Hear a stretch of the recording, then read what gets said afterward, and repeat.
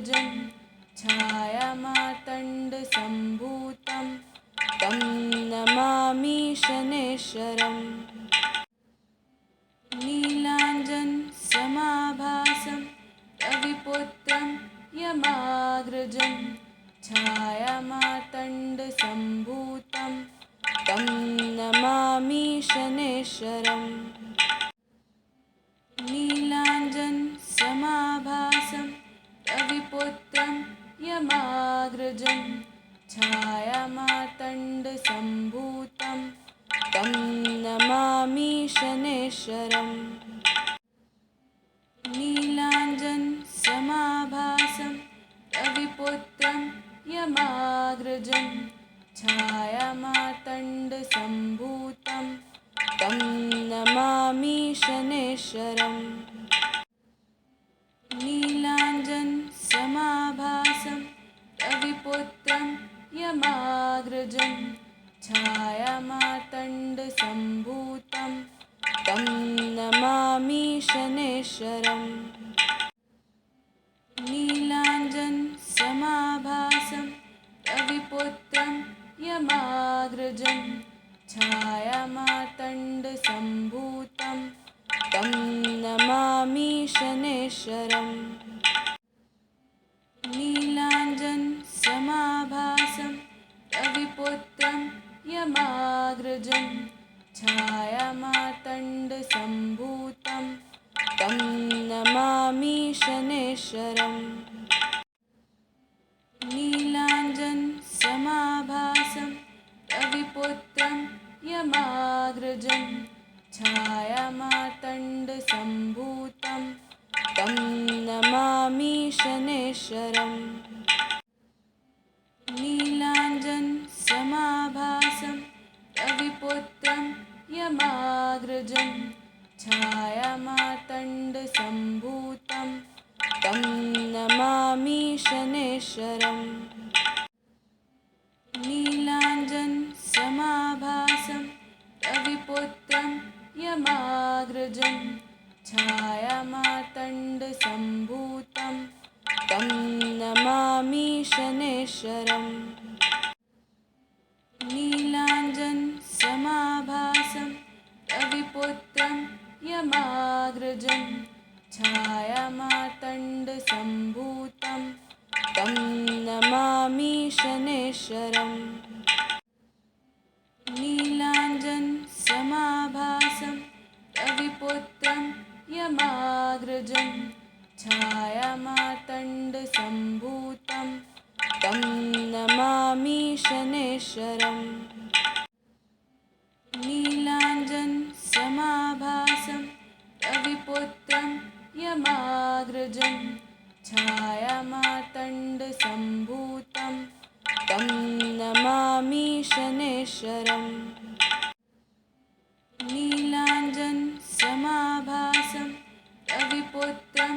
यमाग्रजं छायामार्तण्डसम्भूतं तं नमामि शनैश्वरम्। नीलाञ्जनसमाभासं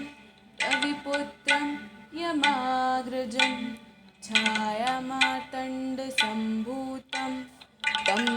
नमामि शनैश्वरम्। नीलाञ्जनसमाभासं रविपुत्रं यमाग्रजं छायामार्तण्डसम्भूतं तं नमामि शनैश्वरम्। नीलाञ्जनसमाभासं रविपुत्रं यमाग्रजं छायामार्तण्डसम्भूतं तं नमामि शनैश्वरम्। नीलाञ्जनसमाभासं रविपुत्रं यमाग्रजं छायामार्तण्डसम्भूतं तं नमामि शनैश्वरम्। नीलाञ्जनसमाभासं रविपुत्रं यमाग्रजं छायामार्तण्डसम्भूतं तं नमामि शनैश्वरम्। नीलाञ्जनसमाभासं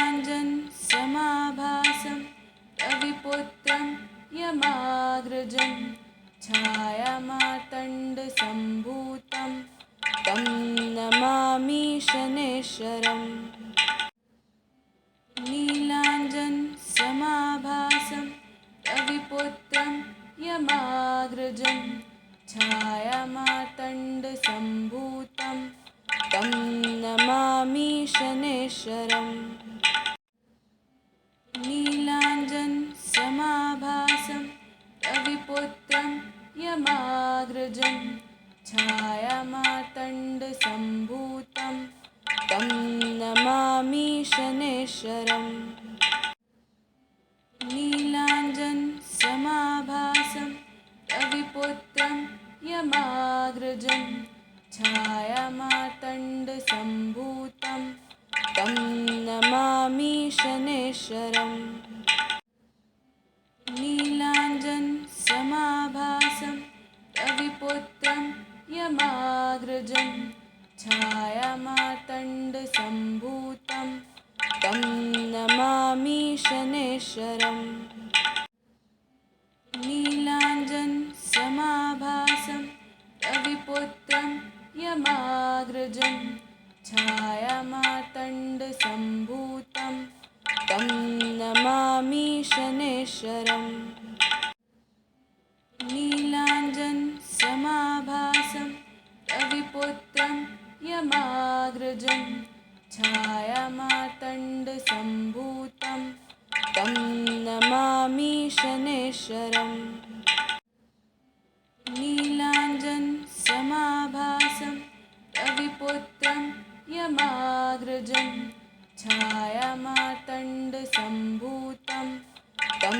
नमामि शनैश्वरम् नीलाञ्जनसमाभासं रविपुत्रं यमाग्रजं छायामार्तण्डसम्भूतं तं नमामि शनैश्वरम् नीलाञ्जनसमाभासं रविपुत्रं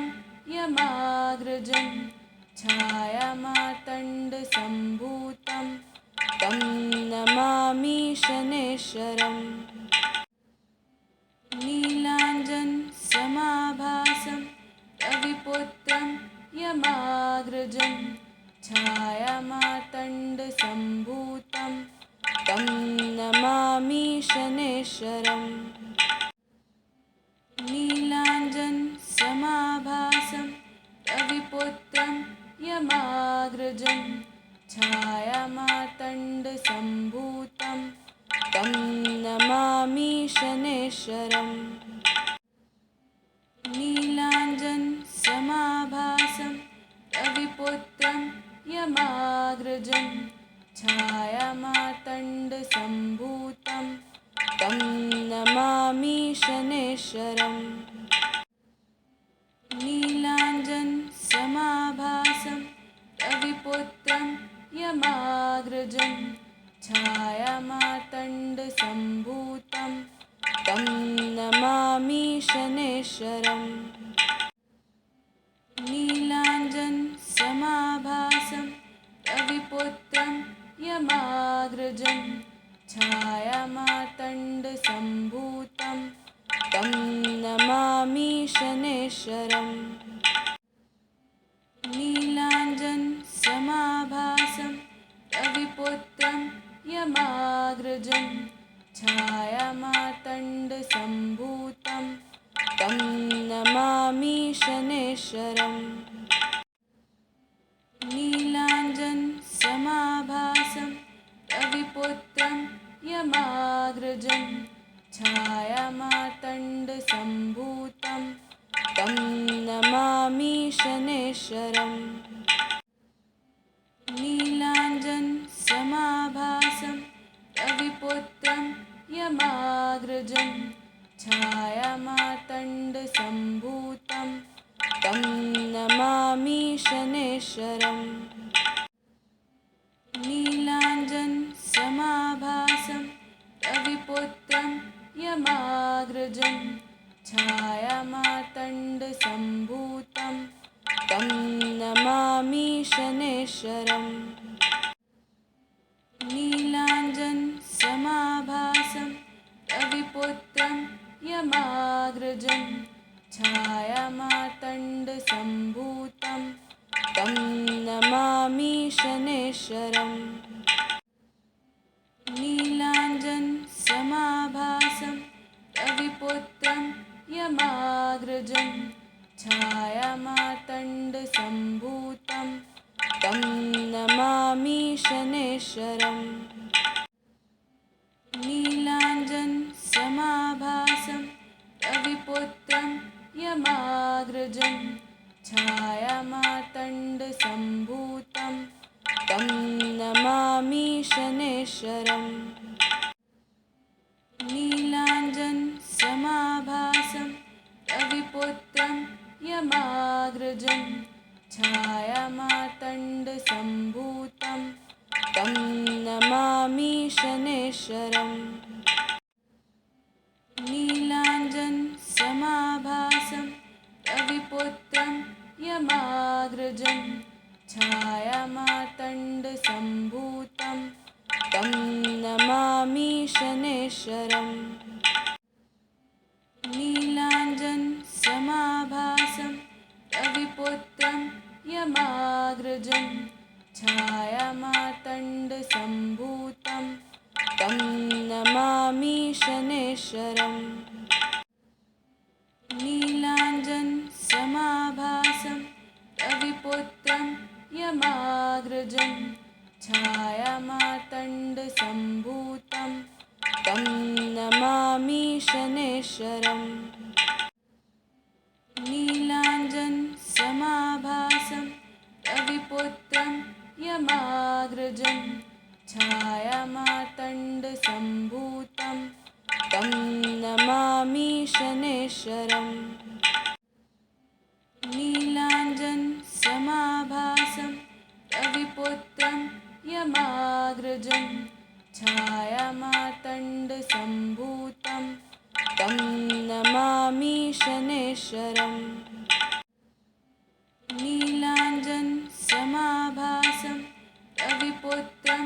यमाग्रजं छायामार्तण्डसम्भूतं तं नमामि शनैश्वरम् नीलाञ्जनसमाभासं रविपुत्रं यमाग्रजं छायामार्तण्डसम्भूतं तं नमामि शनैश्वरम् नीलाञ्जनसमाभासं रविपुत्रं यमाग्रजं छायामार्तण्डसम्भूतं तं नमामि शनैश्वरम् नीलाञ्जनसमाभासं रविपुत्रं यमाग्रजं छायामार्तण्डसम्भूतं तं नमामि शनैश्वरम् नीलाञ्जनसमाभासं रविपुत्रं यमाग्रजं छायामार्तण्डसम्भूतं तं नमामि शनैश्वरम् नीलाञ्जनसमाभासं रविपुत्रं यमाग्रजं छायामार्तण्डसम्भूतं तं नमामि शनैश्वरम् नीलाञ्जनसमाभासं रविपुत्रं यमाग्रजं छायामार्तण्डसम्भूतं तं नमामि शनैश्वरम् नीलाञ्जनसमाभासं रविपुत्रं यमाग्रजं छायामार्तण्डसम्भूतं तं नमामि शनैश्वरम्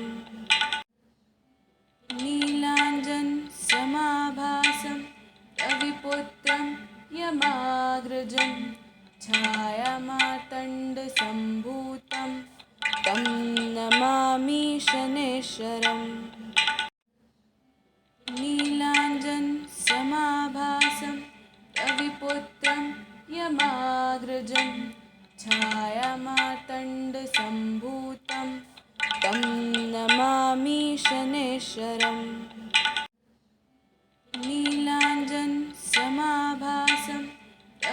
रविपुत्रं यमाग्रजं छायामार्तण्डसम्भूतं तं नमामि शनैश्वरम् नीलाञ्जनसमाभासं रविपुत्रं यमाग्रजं छायामार्तण्डसम्भूतं तं नमामि शनैश्वरम् नीलाञ्जनसमाभासं रविपुत्रं यमाग्रजं छायामार्तण्डसम्भूतं तं नमामि शनैश्वरम् नीलाञ्जनसमाभासं रविपुत्रं यमाग्रजं छायामार्तण्डसम्भूतं तं नमामि शनैश्वरम् नीलाञ्जनसमाभासं रविपुत्रं यमाग्रजं छायामार्तण्डसम्भूतं तं नमामि शनैश्वरम् नीलाञ्जनसमाभासं रविपुत्रं यमाग्रजं छायामार्तण्डसम्भूतं तं नमामि शनैश्वरम् नीलाञ्जनसमाभासं रविपुत्रं यमाग्रजं छायामार्तण्डसम्भूतं तं नमामि शनैश्वरम् नीलाञ्जनसमाभासं रविपुत्रं यमाग्रजं छायामार्तण्डसम्भूतं तं नमामि शनैश्वरम् नीलाञ्जनसमाभासं रविपुत्रं यमाग्रजं छायामार्तण्डसम्भूतं तं नमामि शनैश्वरम् नीलाञ्जनसमाभासं रविपुत्रं यमाग्रजं छायामार्तण्डसम्भूतं तं नमामि शनैश्वरम् नीलाञ्जनसमाभासं रविपुत्रं यमाग्रजं छायामार्तण्डसम्भूतं तं नमामि शनैश्वरम् नीलाञ्जनसमाभासं रविपुत्रं यमाग्रजं छायामार्तण्डसम्भूतं तं नमामि शनैश्वरम् नीलाञ्जनसमाभासं रविपुत्रं यमाग्रजं छायामार्तण्डसम्भूतं तं नमामि शनैश्वरम् नीलाञ्जनसमाभासं रविपुत्रं यमाग्रजं छायामार्तण्डसम्भूतं तं नमामि शनैश्वरम् नीलाञ्जनसमाभासं रविपुत्रं यमाग्रजं छायामार्तण्डसम्भूतं तं नमामि शनैश्वरम् नीलाञ्जनसमाभासं रविपुत्रं यमाग्रजं छायामार्तण्डसम्भूतं तं नमामि शनैश्वरम् नीलाञ्जनसमाभासं रविपुत्रं यमाग्रजं छायामार्तण्डसम्भूतं तं नमामि शनैश्वरम् नीलाञ्जनसमाभासं रविपुत्रं यमाग्रजं छायामार्तण्डसम्भूतं तं नमामि शनैश्वरम् नीलाञ्जनसमाभासं रविपुत्रं यमाग्रजं छायामार्तण्डसम्भूतं तं नमामि शनैश्वरम् समाभासं रविपुत्रं यमाग्रजं छायामार्तण्डसम्भूतं तं नमामि शनैश्वरम् नीलाञ्जनसमाभासं रविपुत्रं यमाग्रजं छायामार्तण्डसम्भूतं तं नमामि शनैश्वरम् नीलाञ्जनसमाभासं रविपुत्रं यमाग्रजं छायामार्तण्डसम्भूतं तं नमामि शनैश्वरम् नीलाञ्जनसमाभासं रविपुत्रं यमाग्रजं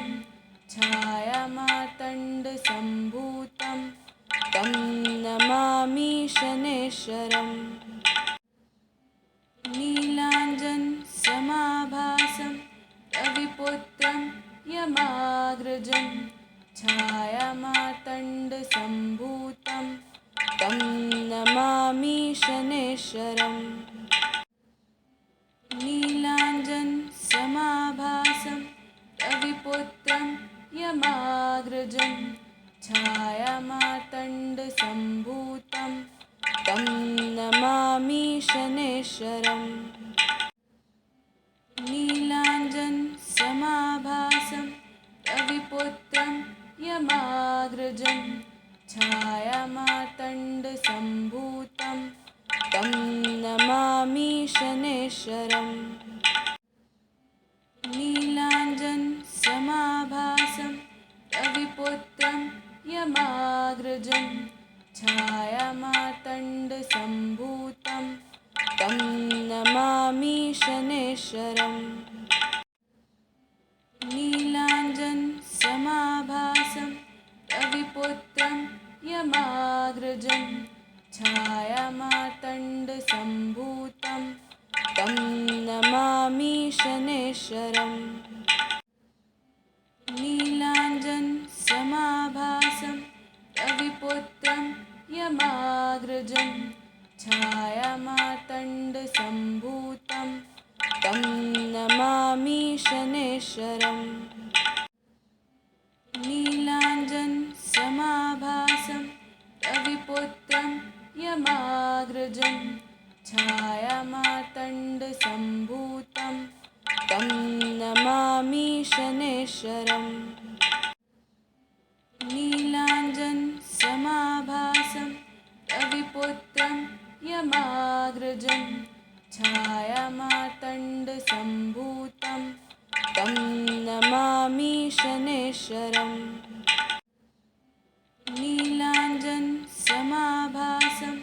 रविपुत्रं यमाग्रजं छायामार्तण्डसम्भूतं तं नमामि शनैश्वरम् नीलाञ्जनसमाभासं रविपुत्रं यमाग्रजं छायामार्तण्डसम्भूतं तं नमामि शनैश्वरम् नीलाञ्जनसमाभासं रविपुत्रं यमाग्रजं छायामार्तण्डसम्भूतं तं नमामि शनैश्वरम् नीलाञ्जनसमाभासं रविपुत्रं यमाग्रजं छायामार्तण्डसम्भूतं तं नमामि शनैश्वरम् नीलाञ्जनसमाभासं रविपुत्रं यमाग्रजं छायामार्तण्डसम्भूतं तं नमामि शनैश्वरम् नीलाञ्जनसमाभासं रविपुत्रं यमाग्रजं छायामार्तण्डसम्भूतं तं नमामि शनैश्वरम् नीलाञ्जनसमाभासं रविपुत्रं यमाग्रजं छायामार्तण्डसम्भूतं तं नमामि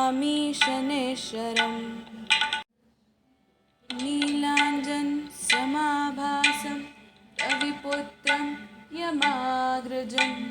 छायामार्तण्डसम्भूतं तं नमामि शनैश्वरम् नीलाञ्जनसमाभासं रविपुत्रं यमाग्रजं छायामार्तण्डसम्भूतं तं नमामि शनैश्वरम् नीलाञ्जनसमाभासं रविपुत्रं यमाग्रजं छायामार्तण्डसम्भूतं तं नमामि शनैश्वरम् नीलाञ्जनसमाभासं रविपुत्रं यमाग्रजं छायामार्तण्डसम्भूतं तं नमामि शनैश्वरम् नीलाञ्जनसमाभासं रविपुत्रं यमाग्रजं छायामार्तण्डसम्भूतं तं नमामि शनैश्वरम् नीलाञ्जनसमाभासं रविपुत्रं यमाग्रजं छायामार्तण्डसम्भूतं तं नमामि शनैश्वरम् नीलाञ्जनसमाभासं रविपुत्रं यमाग्रजं छायामार्तण्डसम्भूतं तं नमामि शनैश्वरम् नीलाञ्जनसमाभासं रविपुत्रं यमाग्रजं छायामार्तण्डसम्भूतं तं नमामि शनैश्वरम्